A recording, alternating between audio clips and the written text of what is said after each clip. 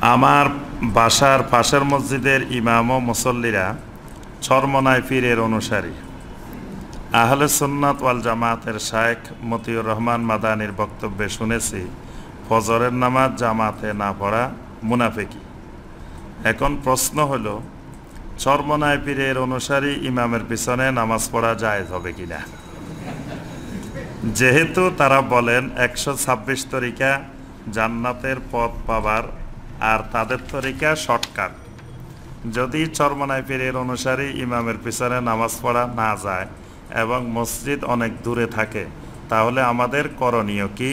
দয়া করে জানালে উপকৃত হব। জনাব ইঞ্জিনিয়ার ফয়েজ আহমেদ। জি ভাই, যেটি জানতে চেয়েছেন, আমরা বলবো ওই ইমাম সাহেব যেই পীরের অনুসারী হোক, যদি ওনার কার্যক্রমে স্পষ্ট আকীদাগত শিরক না পাওয়া যায়, তাহলে সালাত আদায় করতে কোনো অসুবিধা নেই। উনি কোন পীরের অনুসারী সেটা আপনাকে দেখার দরকার নেই। উনি যেই পীরের অনুসারী হোক, আর আমরা কাউকে বলি না যে চরমনার পীরের পিছনে নামাজ পড়বেন না, আমরা এই ফতোয়া দিই না। চরমনার পীরদেরও এই দেশে ইসলামের ক্ষেত্রে, দ্বীনের ক্ষেত্রে অনেক অবদান আছে, তাদের অবদানকেও আমরা অস্বীকার করি না। সৈয়দ এসহাক রাহেমাহুল্লাহ, তারপরে সৈয়দ ফজলুল করিম রাহেমাহুল্লাহ, ওনাদের এই দেশে ইসলামের প্রচার প্রসারে, মাদ্রাসা প্রতিষ্ঠার ব্যাপারে, আলেম ওলামা তৈরির ব্যাপারে, ইসলামী তাহজিব তামাদ্দুন রক্ষা করার ব্যাপারে ওনাদের বিশাল অবদান আছে। আমরা যারা এখন সহি আমল করার, সহি আকীদা পোষণ করার চেষ্টা করতেছি, তো যদি ভেজালে না থাকতো তো আমরা সহি পাইতাম কিভাবে?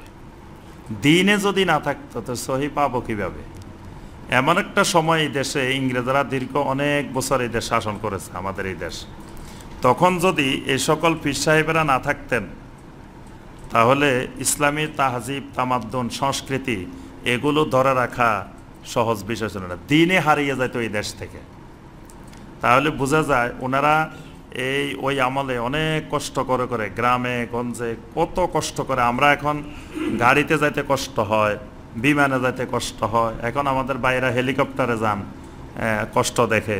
তাহলে ওই সময়ে ওনারা কত কষ্ট করে গ্রামকে গ্রাম গিয়ে, মানুষ তখন ধুতি পড়তো, মুসলমান ধুতি পড়তো, মুসলমান মানে বিজাতীয় যত কালচার আছে সব কালচার মুসলিমের মধ্যে ঢুকে গেছে।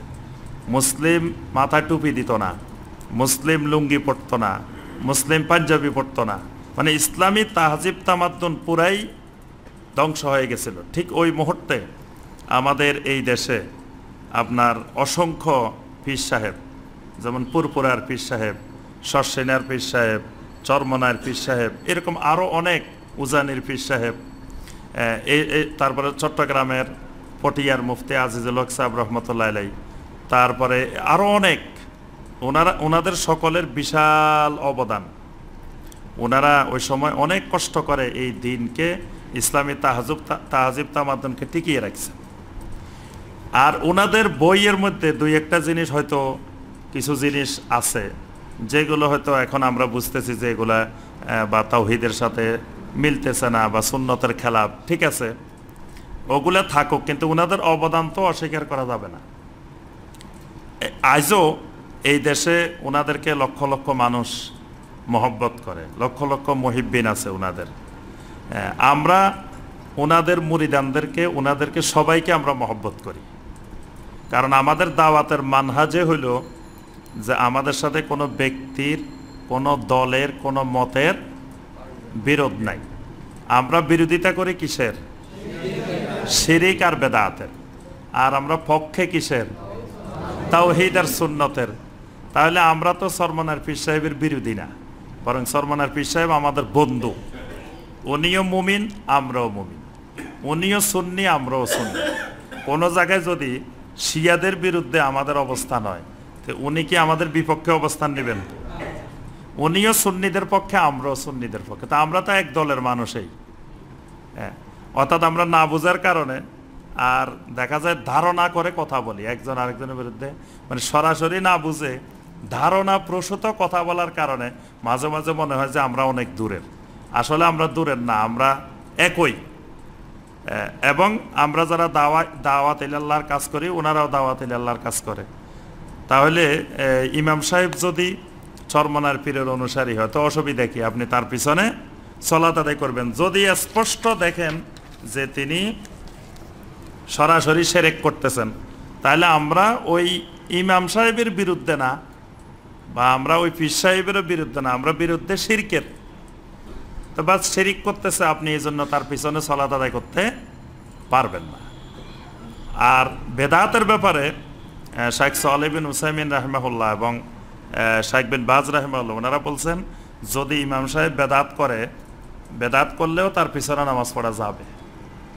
এই বেদাতের কারণে মুসল্লির নামাজ নষ্ট হবে না। ওইটা ইমামের বেদাত ইমামের সাথে, মুসল্লির বেদাত মুসল্লির সাথে। তবে শিরক করলে সেক্ষেত্রে পড়া যাবে না। যদি স্পষ্ট আকীদা, গোপন গোপন শিরক প্রকাশ করে না, লুকায় রাখে, তাহলে ওই গোপনীয় শিরক তালাশ করা আমার আপনার কাজ না।